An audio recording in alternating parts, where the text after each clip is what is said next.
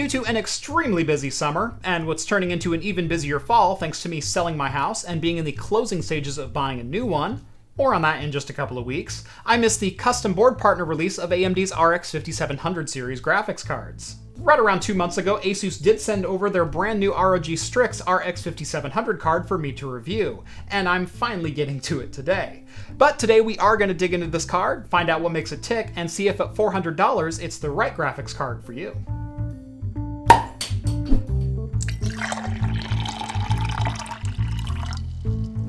Welcome back to Craft Computing, everyone, and for the first time in what feels like forever, I'm Jeff. As I said, today we're going to be taking a look at the all-new Asus ROG Strix RX 5700 graphics card. Now, this is the non-XT version of the card, which means it has 36 compute units and 2304 stream processors versus the 40 compute unit and 2560 stream processors of the XT model. A run-of-the-mill RX 5700 reference card has a base clock of 1465 MHz and a boost clock of 1725. Meanwhile, the ROG Strix bumps that up just a little bit to 1610 MHz on the base and 1750 MHz on the boost clock. Like the reference card, the Strix 5700 does require both a 6 and an 8-pin power supply lead. However, there are a couple of extra features that you might be interested in. There is a pair of PWM fan headers on the rear of the card, allowing you to plug in your case fans and synchronize fan speed with the graphics card, no software required. There's also a non-addressable RGB header coming out the back. But enough about the raw specs on this card, let's go ahead and get into the testing. Now, I do have a couple of notes before we dive in. First off, I do not have an RX 5700 reference card available for my testing, so we're just going to have to assume that this one is better. Secondly, I wanted to make this a very fair comparison for graphics cards you could buy today for $400.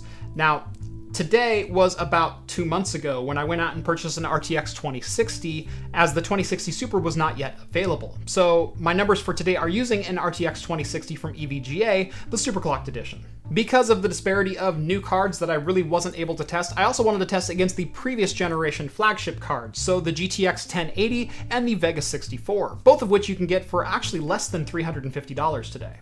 With all that said, let's get into the benchmarks. Now, testing for today, I did test at 1440p and 4K resolutions, skipping 1080p entirely.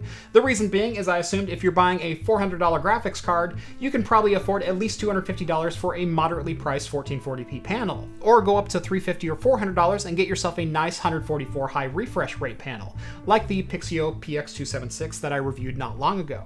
If you're into 1080p high refresh rate gaming, I assure you this is probably going to be a great card, but this review is going to center more around high texture resolution, high overall resolution gaming. Starting with Hard Synthetics and Firestrike Ultra, the RX 5700 Strix jumps out to a commanding lead, scoring a full 19% higher than the RTX 2060. The surprising thing is even the Vega 64 and GTX 1080 are only 4 and 5% slower than the RX 5700 respectively, still handily outclassing the RTX 2060. Time Spy is a little bit of a surprising story, with the RTX 2060 eking out the narrow victory of about 1.5% over the RX 5700. The Vega 64 and GTX 1080 both do respectably well here, scoring only a couple of points behind both the other two cards. The first couple of gaming benchmarks went against some traditional results that I've been seeing with Nvidia and AMD cards in these titles.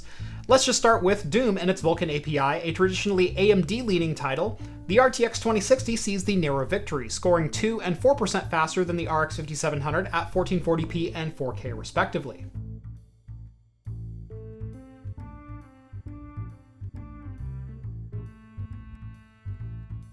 GTA 5, a traditionally Nvidia-leaning title, the RX 5700 beats out the RTX 2060 by 5 and 10% at 1440p and 4K respectively. However, the ultimate champion in this one is the GTX 1080, beating out the RX 5700 by about 3%.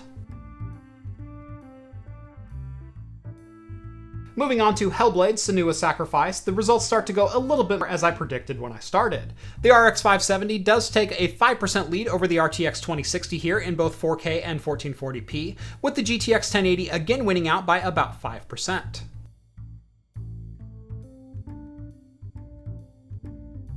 Project Cars 2 and the RX 5700 definitely started to flex its muscles a bit, scoring a 136 FPS average with a 0.1% low of just 96, a full 16% faster than the RTX 2060. At 4K, the results were even more impressive, scoring an average of 80.7 FPS with a 0.1% low of 64. That almost beats the average of the RTX 2060 at 4K at 66 FPS. Shadow of the Tomb Raider in DirectX 12 has some of the most interesting benchmarks for the day, not only because this is the first title that we can test any RTX features on, but also because it didn't treat any of these graphics cards particularly kindly. At 1440p, the RX 5700 managed a 79 FPS average with a 0.1% low of 27, with the RTX 2060 coming in about 13% slower with an average of 70 and a low of 29. Turning on RTX did lower the performance by about 25%, scoring 52 FPS on average and a 0.1% low of 24. Still playable, but a little stuttery for my liking. And finally, Sniper Elite 4, you can pretty much flip a coin between the RX 5700 and RTX 2060, as there was only about 1% difference between them in both the average and the 0.1% low. The big winner here was actually the GTX 1080, which came up with about a 12% victory. And that's going to wrap up our testing for today. And honestly, I am very impressed with the RX 5700. It did lose a couple of very close benchmarks to the RTX 2060, scoring just about 1 or 2% lower. However, its victories, it tended to run away with them both in the averages and the 0.1% lows. Even subbing in an RTX 2060 Super and increasing the benchmark speeds by about 8 to 10% on average, I would expect this to still come out with the overall victory, although the margins would certainly be slimmer. I was also very happy to see the RX 5700 beating out the GTX 1080 and Vega 64 on the regular as well.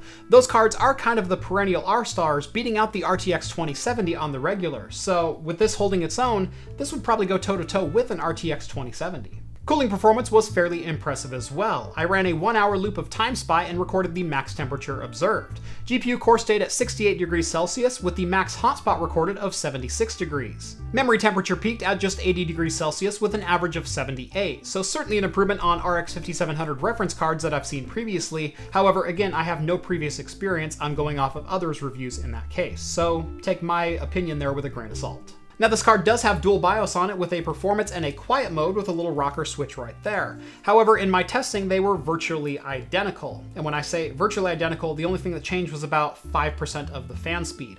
The temperatures that I saw recorded on this and the performance that I saw were absolutely identical across the board. So I'm not sure if that's just a tweak that needs to happen in later revisions on this card or if my BIOS were literally identical.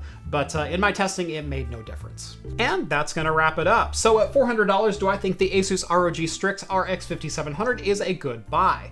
I would say absolutely yes. I was very impressed with the performance of this card, especially given the cards that I did test against, the two previous flagships and the RTX 2060. And again, I don't think the 2060 Super is going to be enough to make up the gap of this card. Now, there are a couple negatives to this card. Again, it is big, it is heavy, it is thick. I would have preferred to see this come in a little bit slimmer, fitting into a 2-slot design rather than a 2.5, and even making this card a little bit shorter. However, it's kind of hard to argue with performance. You're just going to have to take the size of this card in mind. If you want to pick up the Asus ROG Strix RX 5700 graphics card for yourself, or any of the parts from my test bench, you can follow the Amazon affiliate links down in the video description below. Make sure to like this video if you liked it, dislike it if you didn't like it, and subscribe to Craft Computing if you haven't done so already. Follow me on Twitter at Craft Computing to keep up with my daily shenanigans, and if you're interested in financially backing the channel, make sure to look me up on Patreon to get access to my exclusive Discord server. As always, thank you guys so much for watching this one, and I will see you in the next video. Possibly from a new house. Cheers, guys.